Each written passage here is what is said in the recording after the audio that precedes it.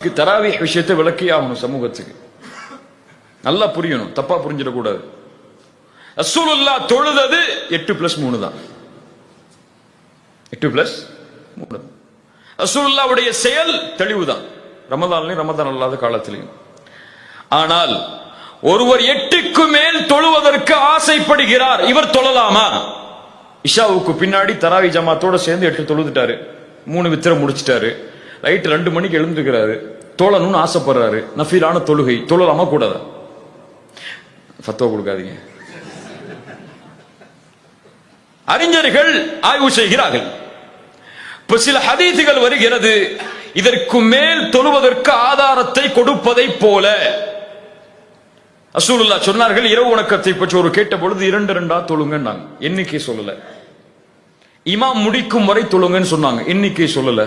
இப்படி எண்ணிக்கை குறிப்பிடப்படாத சில ஹதீசுகளை, நபித்தோழர்களுடைய சில செயல்பாடுகளை, நபி ரசூலுல்லாஹ் வாழும் பொழுது அதை செயலா பார்த்த சில நபித்தோழர்களுடைய புரிதலை முன்வைத்து சொல்லுவார்கள் சில அறிஞர்கள், 8க்கு மேல தொழுவது தப்பில்ல. இன்னும் சில அறிஞர்கள் சொல்லுவார்கள், இல்ல ரசூலுல்லாஹ்வுடைய செயல் உறுதியா இருக்கு, 8க்கு மேல தொழக்கூடாது. ஆனா அந்த 2 கூட்டமும் ஒன்னு ஹக்க இன்னொன்னு பாத்தில்னு சொல்லல. ஷேக் அல்பானி ரஹிமஹுல்லா 8க்கு மேல தொழக்கூடாதுங்கிறாங்க. ஆனா ஷேக் உதைமின் ரஹிமஹுல்லா, ஷேக் இப்னு பாஸ், இன்னும் இந்த சமூகத்தில் வந்த பெரும்பான்மையான அறிஞர்கள் எல்லாரும் சொல்றாங்க 8க்கு மேல தொழலாம் சொல்லி. ஒருவருக்கு 8+3 தொழுறதுதான் சிறந்ததா தெரியுதுன்னு சொன்னா தொழுங்க, தப்பு இல்லை. அதுதான் சுன்னாவுக்கு நெருக்கமானதுன்னு ஷேக் அல்பானி சொல்றாங்களா, ஏற்றுக்கொள்ளுங்க. ஆனால் உங்களுடைய புரிதல் இப்படி இருக்கும் என்பதற்காக 8க்கு மேல தொழக்கூடிய ஒருவரை வழிகேடுன்னு சொல்றதுக்கு உங்களுக்கு உரிமை கிடையாது. ஏன்? அந்த கருத்து வந்தது ஹதீஸில் இருந்து, ஹதீஸ் இல்லாம இல்ல. அந்த புரிதல் வந்தது ஆதாரங்களில் இருந்து. எனக்கு அந்த ஆதாரம் இப்படி புரியலையேன்னு சொன்னா அது உன் புரிதல், அவ்வளவுதான். அந்த ஆலிமுக்கு அந்த ஆதாரம் புரிஞ்சிருக்குன்னா அது அவர்களுடைய புரிதல், அவ்வளவுதான். இதுல பலம் உள்ளதா நீ எடுத்துக்கொண்டது உனக்கு பலம் உள்ளது, அவர்களுக்கு பலம் உள்ளதா எடுத்துக்கொண்டது அவர்களுக்கு பலம் உள்ளது. இதுல மறுமை வரைக்கும் யாரும் தீர்ப்பு சொல்ல முடியாது. எந்த ஆலிமும் இதுல தீர்ப்பு சொல்லல, இன்னைக்குள்ள தாயிகளை தவிர. இன்னைக்குள்ள ஆலிம்களை தவிர நான் சொல்லல, இன்னைக்குள்ள தாயிகளை தவிர, அழைப்பாளர்களை தவிர.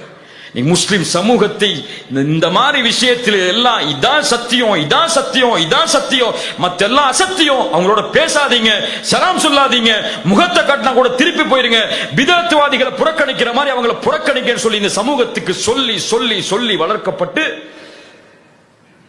மாற்று மத சகோதரனுக்கு பள்ளியில் நுழைய அனுமதி உண்டு, 8 தொழக்கூடியவனுக்கு பள்ளியில் நுழைய அனுமதி கிடையாது. மேலே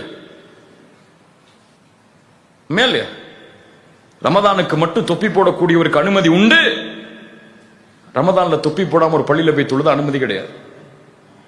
போர்டு வச்சிருக்கீங்களா இல்லையா? வச்சிருக்கீங்களா இல்லையா? யாரோ எந்த வழிமுறை இது? இப்போ கற்றுக் கொடுக்கப்பட்ட கல்வி மறைக்கப்பட்டு இருக்கிறது. இது வேண்டுமென்று மறைக்கப்பட்டதா அல்லது தன்னுடைய கருத்தை நிலைநாட்டுவதற்காக மறைக்கப்பட்டதா அல்லாஹ் அறிந்தவன். ஆனா இந்த ஒரு செய்தியை மக்கள் மத்தியில போய் சேர்க்கல. அடுத்த தலைமுறைக்கு இந்த தலைமுறை இப்படி பிரிஞ்சிட்டு நிக்குதோ அப்படிதான் அடுத்த தலைமுறை பிரிஞ்சிட்டு நிற்கும். இது பிரியப்பட வேண்டிய விஷயம் அல்ல.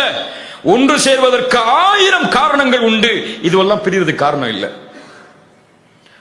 உங்கள் வழியில சரின்னு தெரியுதா, அந்த இல்ம அவருக்கு சொல்லுங்க, தப்பு இல்ல, அழைக்காதீங்கன்னு சொல்லல. ஆனா அது சத்தியம், இது அசத்தியம் முடிவு செய்யறதுக்கு இது இல்ல விஷயம். இது ஹக்கு பாத்தில பிரிக்கிற விஷயம் இல்ல, இது புரிதல்களை பிரிக்கக்கூடிய விஷயம்.